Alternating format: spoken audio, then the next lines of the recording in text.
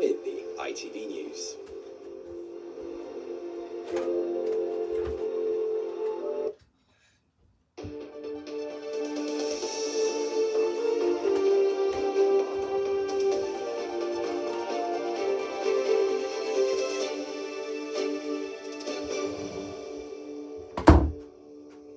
Hello and good evening.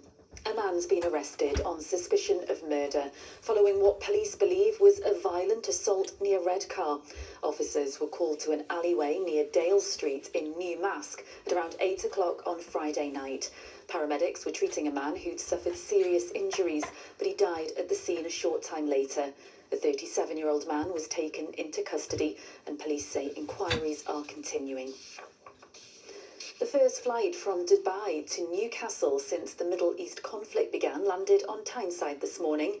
Emirates had suspended the daily services between the two cities for the past week.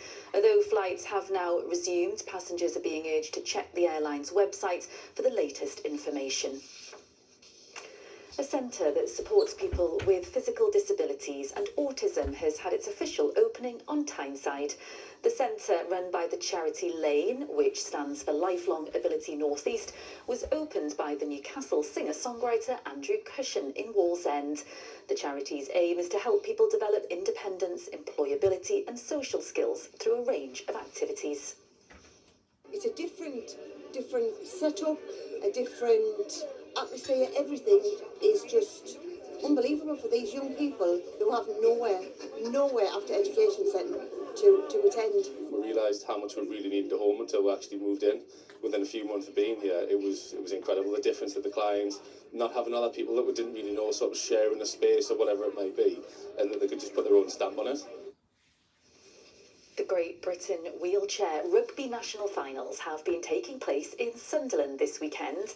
It's the second time they've been held in the city as part of efforts to increase participation in the sport in the North East. Organisers say it's an action-packed sport involving speed, precision and determination from those who've been competing.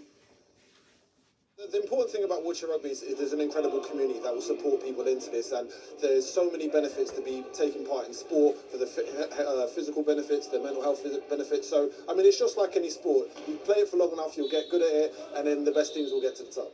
So I started off with wheelchair basketball, and then I did rugby like 4 years ago, and I went back to basketball, and now I'm back to rugby. It's been fun.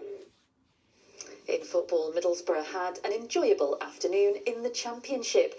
Kim Hellberg's side put in an impressive performance, winning 4-0 against QPR, their biggest away win of the season, and the result means they've cut the gap on leaders Coventry to just 5 points.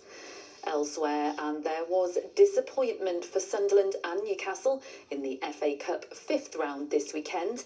The Black Cats lost to a side 2 divisions below them this afternoon, while the Magpies were outclassed by Manchester City last night. Chris Conway has a roundup of the action. With a place in the FA Cup quarter-finals at stake, Premier League Sunderland went into the game this afternoon against League One strugglers Port Vale as favourites, but it was Port Vale who prevailed on a pitch that had definitely seen better days. The home side went after Sunderland from the off, their pressure almost causing the most spectacular own goal. Falling behind, the Black Cats huffed and puffed, but couldn't blow Port Vale off course, and then they were lucky not to go down to 10 men after a rush of blood from keeper Melker Elborg. 1-0 was enough to win it for the home side. Port Vale through to the last 8 for the first time since 1954. For Sunderland, an afternoon to quickly forget. The big games keep on coming for Newcastle at St James's Park. After seeing off Manchester United on Wednesday, it was neighbours Manchester City's turn to take on the Magpies last night, this time in the FA Cup. Eddie Howe's side got off to the best possible start. Harvey Barnes' opener a just reward for their early efforts, but it was all downhill after that, with Manchester City showing their quality and class not once but 3 times, turning the tie on its head. Newcastle had no response for City, who now progress into the next round of the FA Cup.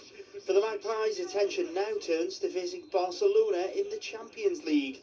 Billed as the biggest game in the club's recent history, fans will hope Newcastle United can bounce back on Tuesday night. And that's it from the weekend team. We're back with more news during Good Morning Britain tomorrow. The weather is next with Emma. Have a good night. Bye-bye.